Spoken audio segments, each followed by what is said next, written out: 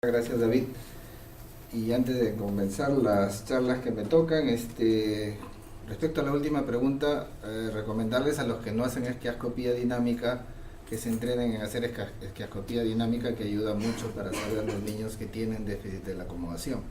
Entonces pueden revisar los que no han revisado ese tema. No sé si empezar. Esta es un poquito relativamente larga, no hay problema. Me arranco. Ok.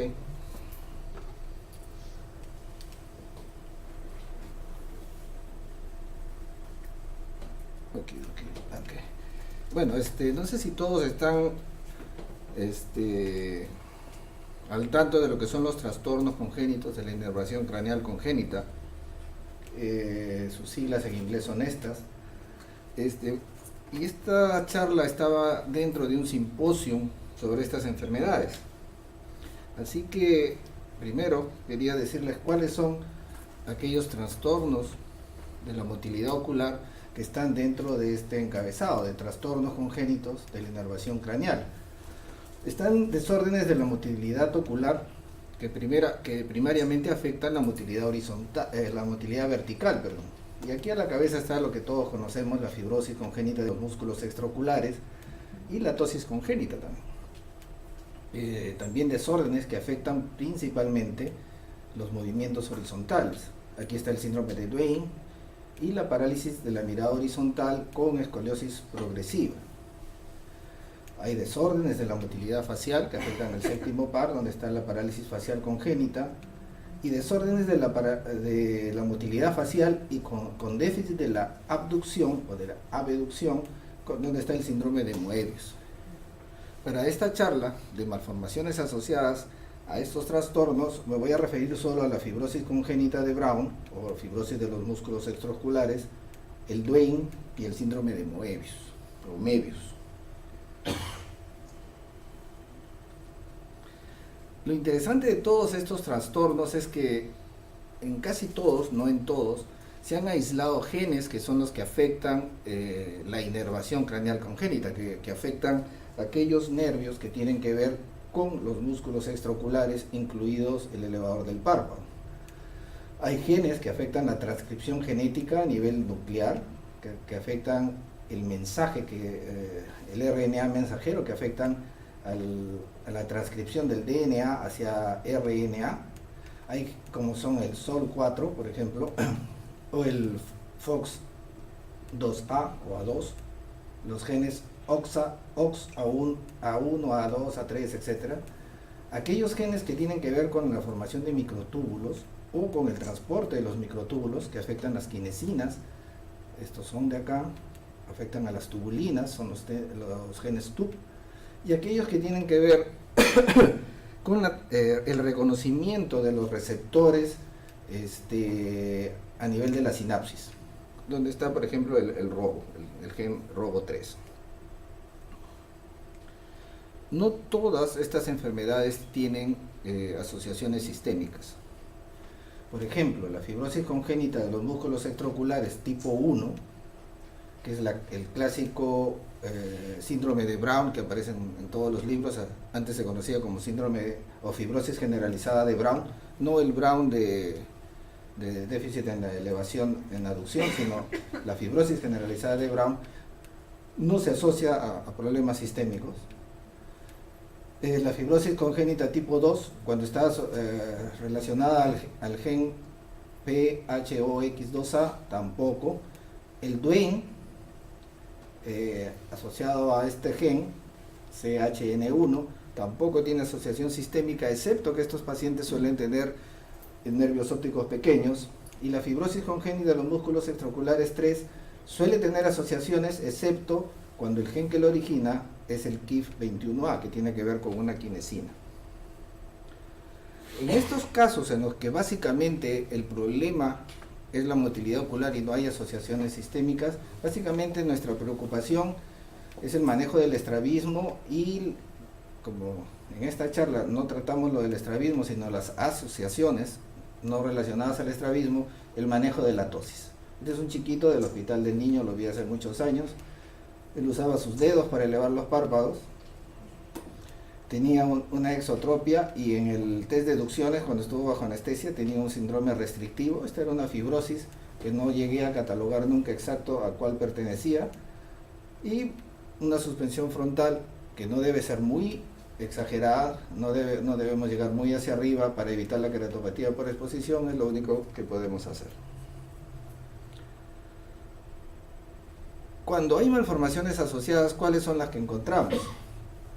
Vamos a encontrar asociaciones, por ejemplo, oftalmológicas diferentes del estrabismo,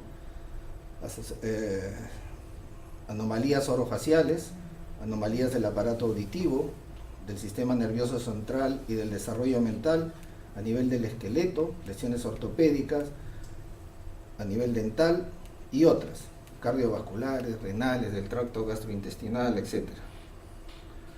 Pero siempre tenemos que acordar, cuando tenemos estos pacientes, que van a requerir la mayoría un manejo multidisciplinario. No debemos enfrascarnos solo en los ojos. Esta es una niña con un síndrome de Möbius. Su mamá, la mayor preocupación que tenía la mamá eran las legañas persistentes y el lagrimeo por las pestañas, tanto del párpado inferior como del superior, que le rozaban constantemente los ojos. Pero debemos acordar que estos pacientes con Möbius no solo tienen el problema ocular, sino nuestro paciente trae problemas orofaciales, generalmente paladar hendido, microstomía, la boca suele ser pequeña, tiene inhabilidad para cerrar la boca, no la cierra bien, suele dormir con la boca dormida, hay retrognatia, el mentón, la mandíbula inferior está retrocedida, micrognatia, es muy pequeña, y por lo tanto este niño tiene dificultad para succionar, acumula alimentos en las mejillas, produce mucha saliva, se atraganta con frecuencia, puede tener microaspiraciones y problemas respiratorios crónicos. Este paciente a veces puede morir por estos problemas respiratorios, y tenemos que saber aconsejar a la mamá que el ojo puede ser un problema, pero que si el niño no está siendo visto por otros especialistas, hay que hacerlo ver. Un buen genetista puede ser un buen director de orquesta para estos casos. Ya que habíamos visto algunos problemas de pestañas que rozan la córnea, este es otro niño con un síndrome de Möbius que tenía un epibléfano superior o un epicanthus tarsal, tenía las pestañas mal dirigidas, con suturas de pan. Estos niños pueden ir bastante bien. Esta es una técnica simple, nos ahorra hacer injertos, nos ahorra hacer resecciones, puede tener recidivas, pero la verdad es que es tan simple de hacer que va bien en muchos casos. El síndrome de Duane es quizás de todos los trastornos de la inervación craneal congénita el que más asociaciones tiene. Más o menos 30% de todos los casos de Duane tienen otras anomalías asociadas en muchos órganos. Puede ser el ojo, el oído, el riñón, el corazón, el esqueleto. Asociaciones que se dan en forma esporádica, es decir, no tienen una transmisión genética, no vienen con familiares que tienen lo mismo, sino son mutaciones, la mayoría mutaciones de novo. Tenemos microftalmia, tumores epibulbares, queratocono, displasias del iris, cataratas congénitas, discos inclinados, colobomas de iris y coroides, nervio óptico, colobomas de nervio óptico, retina, anomalía de Morning Glory y otras anomalías. Y este es un pacientito que tenía un síndrome de Duane, acá tiene su apéndice, un Duane, y tenía un apéndice preauricular, un quiste dermoide en la córnea, un tumor epibulbar, y este era un Duane con parte del espectro oculoauriculo vertebral. Duane se puede asociar a muchas cosas, pero como dice este artículo, todas las asociaciones generalmente abarcan tejidos que se están formando entre la cuarta y octava semana del desarrollo embrionario, como en este caso que tenía coloboma de iris, retina y de retina y coroides. Y es en estas etapas, entre la cuarta a la sexta semana de desarrollo, donde en el embrión se están formando otras estructuras, como son los miembros superiores, los miembros inferiores, algunos vasos sanguíneos importantes que van a dar irrigación tanto al tórax como a parte del encéfalo. Y en estos momentos se está segmentando el mesencéfalo y lo que va a ser el bulbo raquídeo, que es el lugar donde se están formando los pares craneales, se están formando las motoneuronas que van a dar origen a los diversos nervios craneales. Muchos genes pueden fallar y tienen que ver con la correcta ubicación de las motoneuronas en el sistema nervioso central. Eso lo pueden revisar los que les guste. Pero no todos son problemas genéticos en estos casos. Algunos de estos pacientes tienen problemas vasculares. Pueden tener ya sea espasmos o falta de irrigación en los vasos sanguíneos que tienen que ver con la irrigación del mesencéfalo en etapa embrionaria. Dentro de estos está, por ejemplo, las reacciones al misoprostol, que dan el origen al síndrome de Möbius, que es una causa de síndrome de Möbius. ¿Cuáles son las malformaciones del sistema nervioso central y alteraciones del desarrollo mental que hay en estos casos? Vamos a revisar. En el síndrome de Möbius, por ejemplo, se ha encontrado que los pacientes con este síndrome, asociados o no a misoprostol, no sé si lo conocen, se usa a veces como abortivo, tienen mayor riesgo de presentar trastornos del espectro autista, pueden tener autismo. Y esto comparado con la población en general. Hasta 10 a 15% de pacientes con Möbius tienen retardo mental y son frecuentes los trastornos del lenguaje y del desarrollo motor.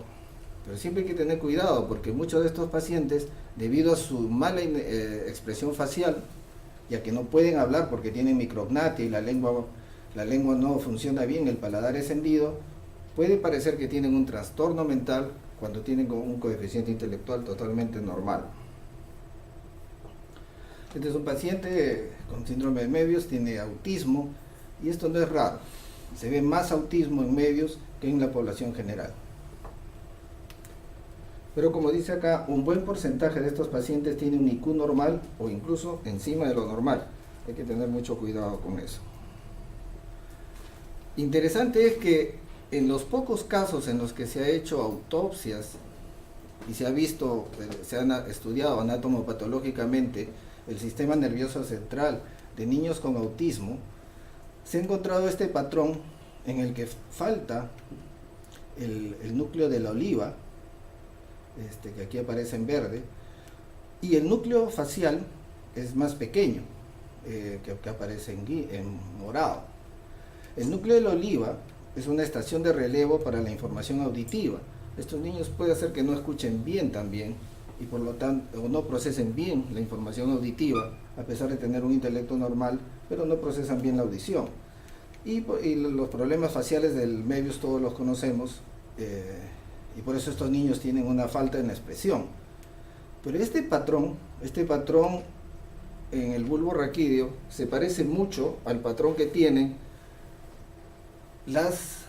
los síndromes asociados a la mutación del gen OXA1. Este OXA1 suele fallar en una serie de trastornos de los que tenemos que ver, no solo en el autismo. De hecho, que el único gen que se ha aislado en autismo, aunque no es el único que debe intervenir, el único gen que se ha podido aislar en algunos casos de autismo es las mutaciones asociadas a este gen, OXA1. ¿Y cuáles son los síndromes asociados, otros síndromes asociados a este gen? Son dos que tienen que ver con síndrome de Duane tipo 3. El síndrome de Bosley-Salih-Aloraini y el síndrome de disgenesia troncoencefálica de Atabascan. Estos dos síndromes que son muy similares, casi son el mismo síndrome, tienen parálisis de la mirada horizontal que corresponde a un Duane tipo 3, autismo y retardo mental. El autismo, como mencionaba, puede tener algo en relación con la mutación de este gen. Estos pacientes también tienen sordera y malformaciones de los vasos grandes del tórax, como la carótida interna y los vasos grandes del corazón.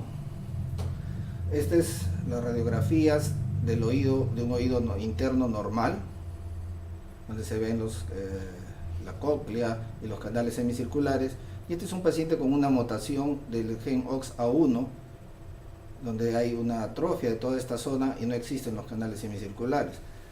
Y esta es una angiografía de un mismo paciente, de un paciente normal, donde se ve la carótida interna, y aquí en un paciente con la mutación que carece de carótida interna y anomalía de otros vasos sanguíneos dentro del cerebro.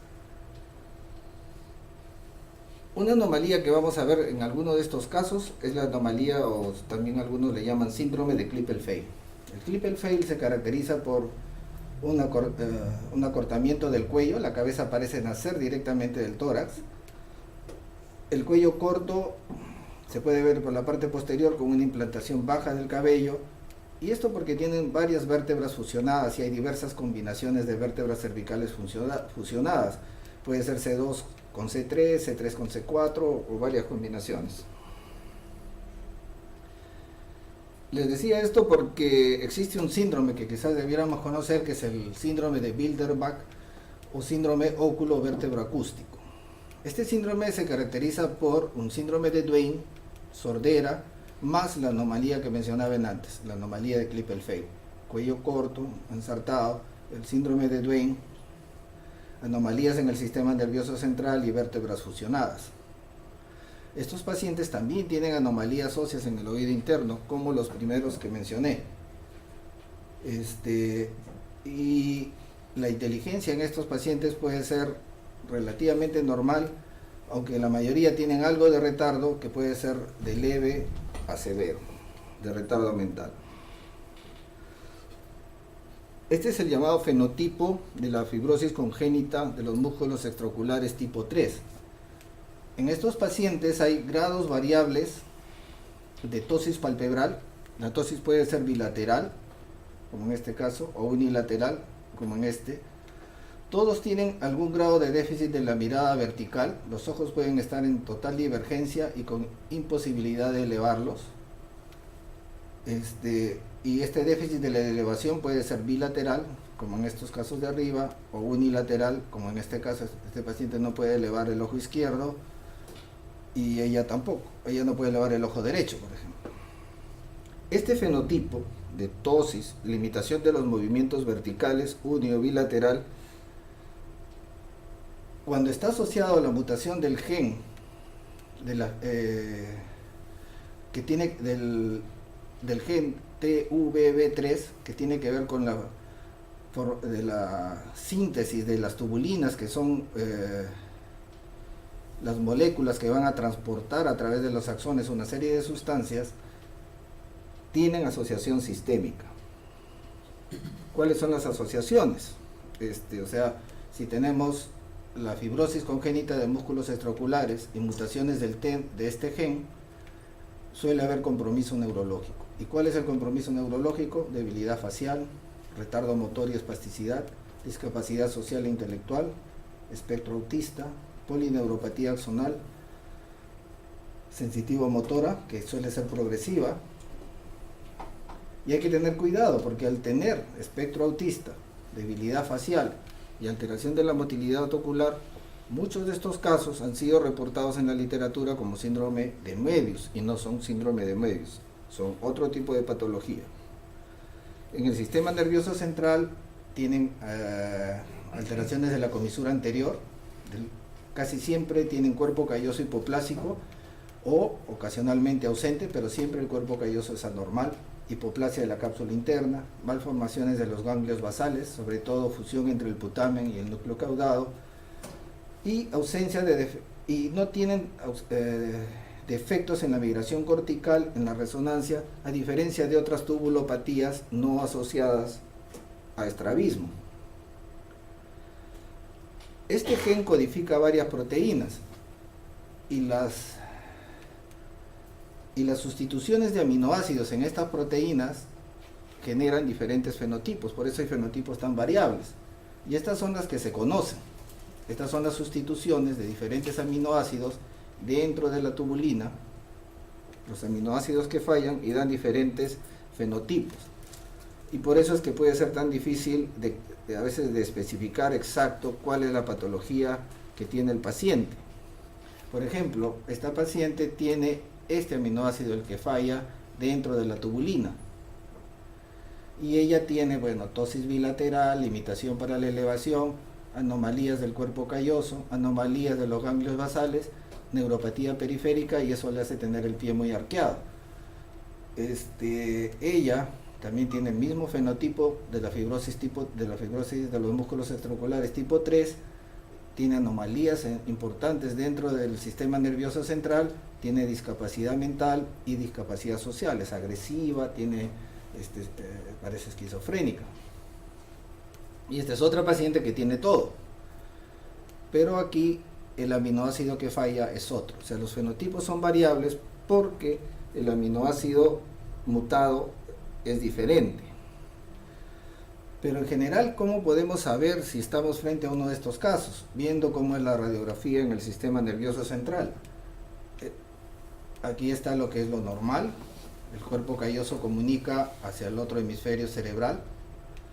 Y esto es cuando hay anomalía del cuerpo calloso, se producen estas estructuras circulares a nivel del cuerpo calloso, porque las neuronas no pueden pasar de un lado para el otro.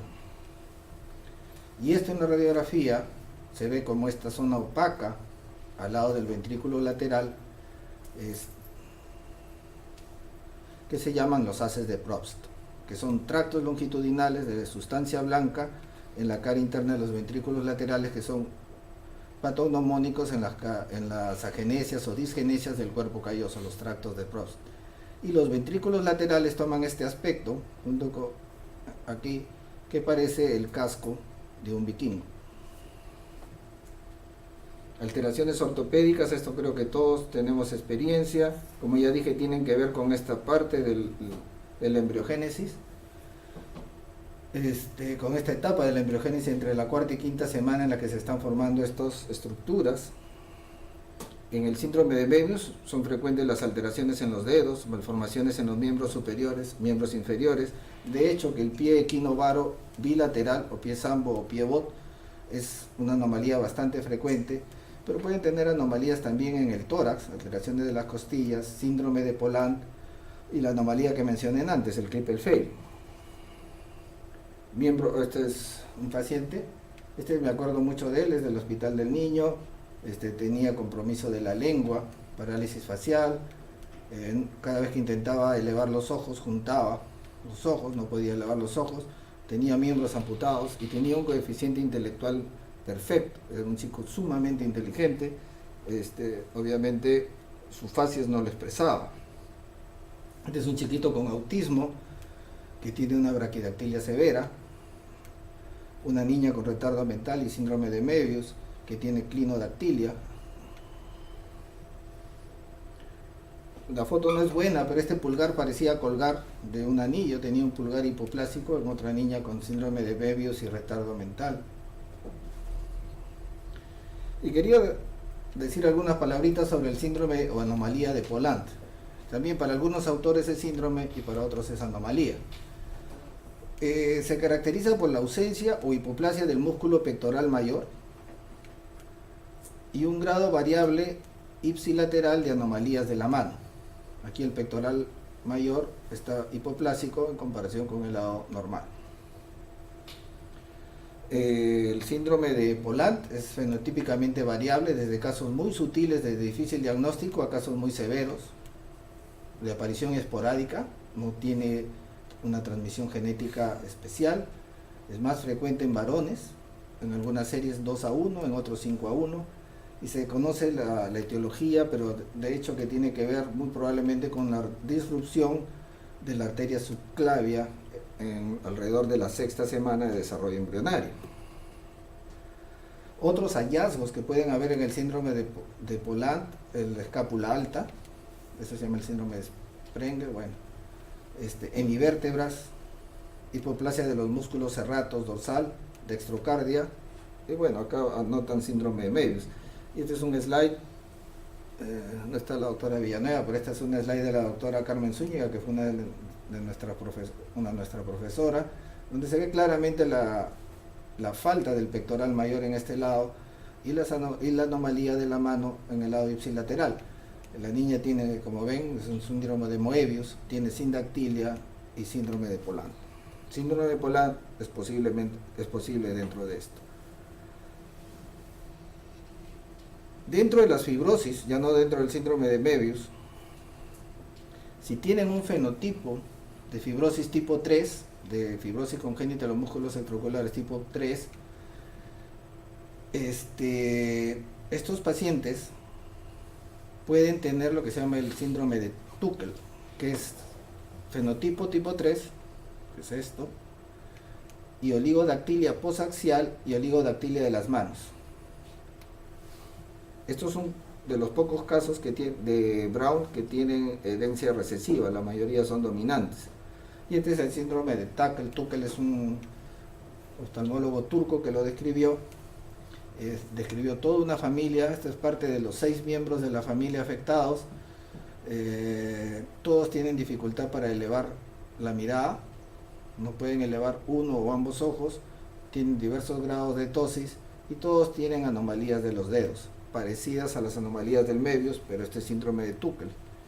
Esta es una foto que es cortesía de una doctora amiga, la doctora Ugrin, donde hay una niña que tiene limitación para la elevación, fue catalogada como un síndrome de Brown, pero tenía estas anomalías de los dedos. Aquí está operada, en realidad ya la han operado para que pueda hacer pinza, porque tenía anomalías de los dedos, tiene anomalías en los miembros superiores, fisura de paladar, y cuando se le hizo el estudio genético en Europa se llegó al diagnóstico de que era una tubulopatía, no era un síndrome de Brown, había sido mal diagnosticada como síndrome de Brown.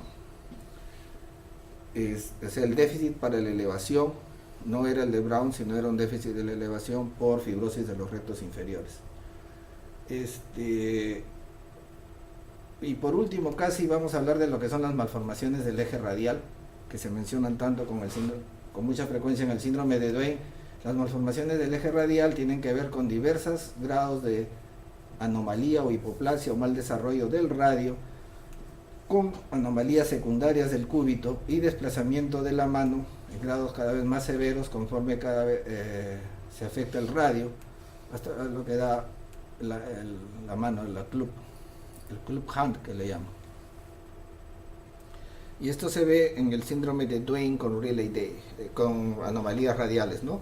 Que también se le conoce como síndrome de Okihiro. Tienen el pulgar malformado ausente, tienen síndrome de Duane también. El pulgar puede ser largo o un pulgar adicional, ausencia parcial o completa de los huesos del antebrazo, y se acompañan de otras anomalías: oídos anormales, sordera, defectos cardíacos, renales, vértebras fusionadas, pie zambo y una facies característica. Los casos pueden ser muy variables. Esta es una niña con un síndrome de Duane, que lo muestran las fotos de arriba, y la anomalía radial lo único que tiene es una hipoplasia, acá una hipoplasia hipotenar en esta zona. Este es otro paciente con Duane que tiene una hipoplasia mayor con hipoplasia del dedo, y aquí un Duane pero con una anomalía completa del radio. Estas son alteraciones del miembro muy diferentes del síndrome de Tuchel, ¿no? Esto no voy a entrar mucho sobre lo que son las mutaciones del gen SAL4 que dan el síndrome acrorenal ocular y el síndrome de Townes-Brocks, que son muy parecidos. Y en general, si ven un Duane que tenga sordera y anomalías radiales, el genetista tendrá que determinar a cuál de estos dos síndromes pertenece. Ahora, solamente como información también debemos diferenciar el Moebius de otros síndromes que muchas veces se confunden con Moebius, que son los síndromes oromandibulares con hipogénesis de las extremidades, ¿no?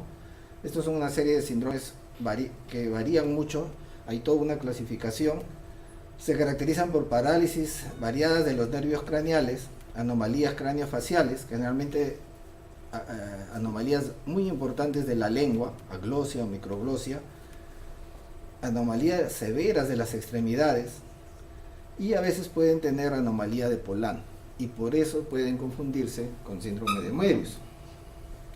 Pero no son síndrome de Moebius, son diferentes.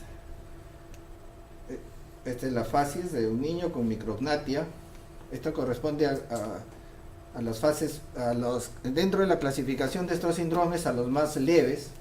El síndrome de hipoglosia hipodactilia, también se llama síndrome de Hanhart, que tienen micrognatia, microretrognatia, hipodoncia, los dientes mal formados, adactilia en algunos casos, sindactilia en otros.